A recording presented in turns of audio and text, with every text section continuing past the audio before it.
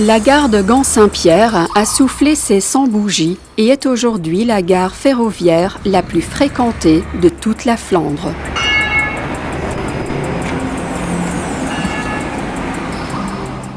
En semaine, 50 000 personnes y prennent le train chaque jour. Environ 40% se rendent à la gare en bus ou en tram. 18% enfourchent le vélo et près de 9% des nafteurs prennent la voiture. Nous escomptons que le volume de voyageurs augmente encore sensiblement dans les années à venir. Il est clair que l'infrastructure et le quartier doivent être transformés afin de répondre aux besoins du XXIe siècle. En 2007, nous avons lancé un ambitieux projet de construction, le projet Gand-Saint-Pierre, fruit de la collaboration entre le holding de la SNCB, Eurostation, Infrabel, De Leyne, la région flamande et la ville de Gand.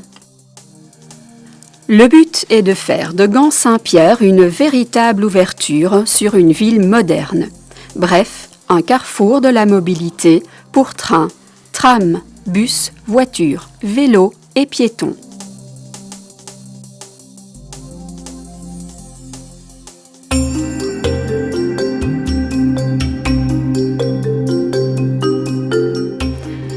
Quels vont être les changements apportés à la gare proprement dite ? Beaucoup de choses vont changer, mais pas tout, puisque le bâtiment principal a été classé monument historique. Les peintures murales ont été restaurées et une nouvelle marquise a été installée. Quant aux platanes sur la place Reine Marie-Henriette, ils sont également classés sites urbains protégés et doivent donc rester intacts.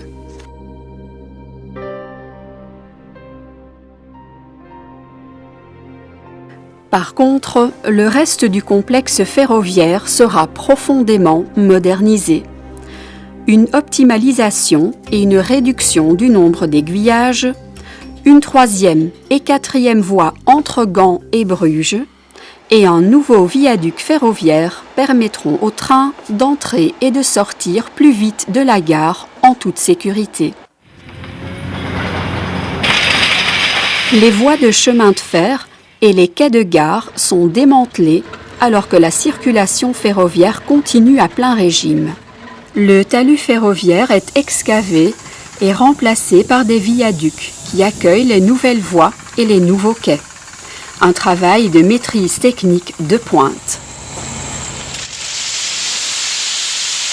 Quel que soit le temps, les travaux de démolition et de reconstruction suivent leur cours sur un espace restreint, sans trop de désagréments pour les voyageurs.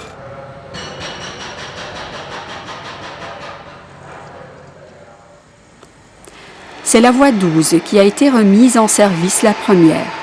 Lorsque la voie 11 sera prête à son tour, les escaliers, escalateurs et ascenseurs définitifs seront à disposition sur les quais 11 et 12.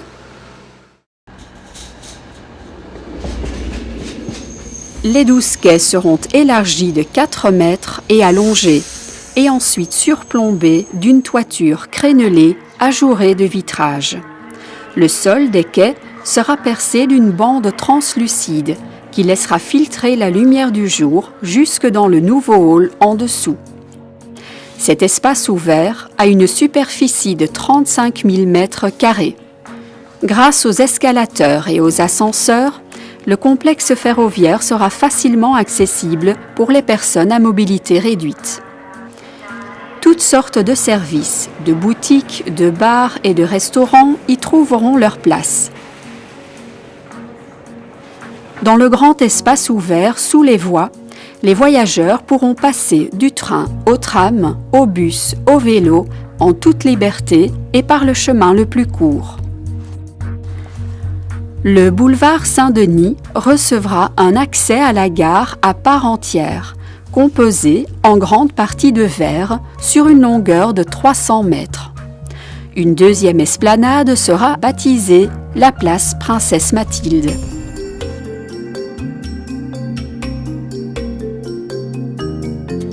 Jusqu'ici, la gare ferroviaire a toujours été séparée des arrêts de tram et de bus.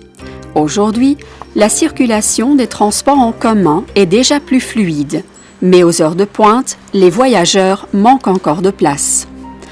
Gand-Saint-Pierre a l'ambition de devenir la plaque tournante des transports en commun. La gare routière sera également construite par étapes. La moitié de la gare est déjà mise en service. Quand elle sera entièrement achevée, la nouvelle gare routière pourra accueillir 24 bus articulés le long de ses 12 quais. Pour garder la ligne de tram numéro 1 en service pendant ces gigantesques travaux, un tunnel provisoire a été creusé pour le tram et les quais de tram, également provisoires, ont été prévus sous l'aile de la nouvelle tour de bureaux. Ce n'est qu'au moment où la gare sera intégralement rénovée que la nouvelle gare de tram définitive pourra être érigée.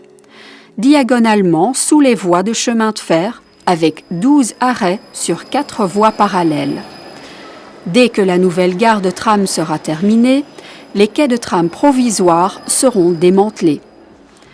La paroi rehaussée de photos de l'artiste Beat Strölli constituera la limite ouest de la nouvelle gare.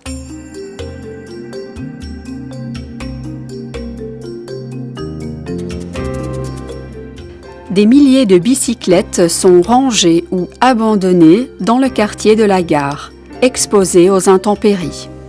Une partie de l'abri vélo souterrain est déjà terminée. Il offre de la place à 1700 vélos. Les cyclistes peuvent accéder facilement à l'abri vélo par des pentes douces. La nouvelle gare accueillera 10 000 vélos répartis sur 2 vastes abris. Les cyclistes auront le choix entre 5 entrées différentes et pourront dès lors ranger leurs vélos à quelques pas des quais. Ici aussi, la lumière du jour filtrera pour créer une ambiance agréable. Un jardin en pente est prévu, place Reine Marie-Henriette.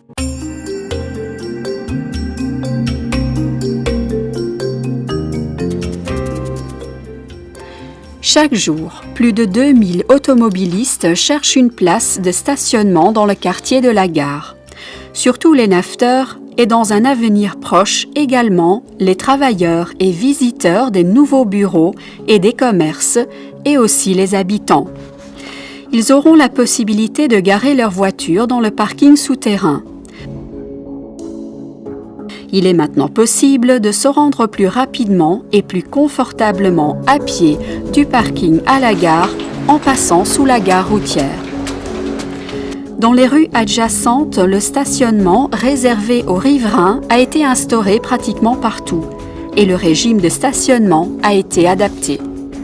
L'augmentation attendue du trafic ferroviaire ne peut pas entraîner une densification de la circulation routière.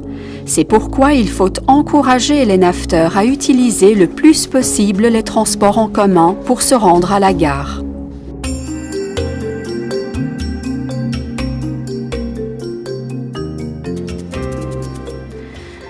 Disposer d'une gare facilement accessible en voiture est un enjeu important pour le développement de l'ensemble du quartier.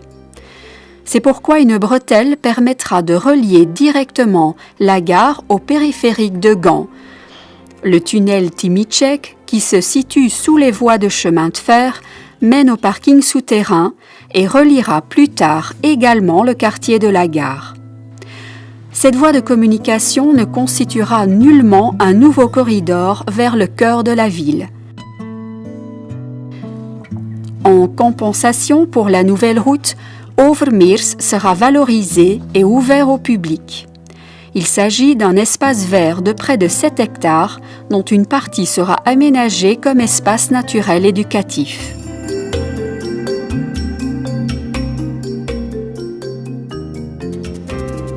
Les environs de Gand-Saint-Pierre sont ce qu'on appelle un point de concentration urbaine, un pôle de croissance important pour le logement et le travail. Le boulevard Reine-Fabiola a été réaménagé et embelli d'une double rangée d'arbres.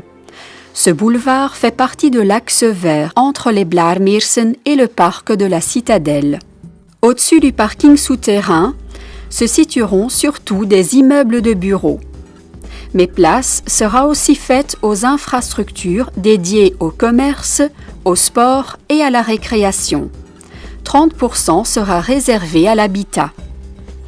Le Link est la première réalisation visible de ce projet. Dans cette tour de bureau logera le centre administratif flamand. L'aile du bâtiment aura un caractère public. Le projet s'étire de cette tour jusqu'à la Lys. Derrière les bâtiments réservés aux bureaux et au commerce, l'accent sera mis sur le logement dans un écrin de verdure. De nouveaux parcs et esplanades sont prévus, ainsi que de nombreux endroits de rencontre pour le quartier. Bien sûr, la vie des riverains et des futurs utilisateurs nous importe. C'est pourquoi des concertations ont régulièrement lieu avec le voisinage et les autres concernés. Nous travaillons avec un groupe de résonance, organisons des ateliers et des moments de dialogue et sommes présents sur les réseaux sociaux.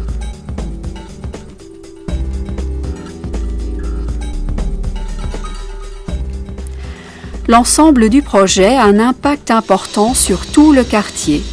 Au cours de ces travaux considérables, il est capital que la gare reste toujours accessible. Nous voulons veiller à ce que les renseignements concernant les changements continuels vous parviennent à temps. Pour tout complément d'information ou toute question, nous vous invitons à vous adresser au point info Projet Gand Saint-Pierre.